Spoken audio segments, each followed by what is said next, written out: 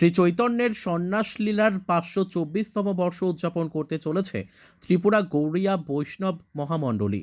এই উপলক্ষে 10ই ফেব্রুয়ারি আগরতলায় ক্ষুদিরাম বসু স্কুল মাঠ থেকে এক বর্ণাঢ্য শোভাযাত্রা বের হবে মহাপ্রভুর বিগ্রহ নিয়ে। তারপর সাধু সন্তদের উপস্থিতিতে ধর্মসভা হবে। সবশেষে উপস্থিত ভক্তবৃন্দের মধ্যে মহাপ্রসাদ বিতরণ করা হবে।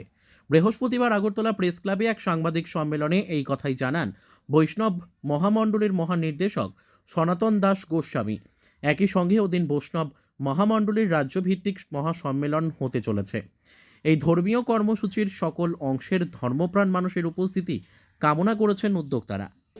25 বছর পূর্তি উপলক্ষে আগামী 10ই ফেব্রুয়ারি অর্থাৎ আগামী পরশু শনিবার আমাদের স্থানীয় আগরতলা পুরাতন জেল সংলগ্ন যে ক্ষুদিরাম বসু স্কুল মাঠ, সেখানে আমরা এক ঐতিহাসিক ভক্ত সমাবেশের আমরা আয়োজন করেছি।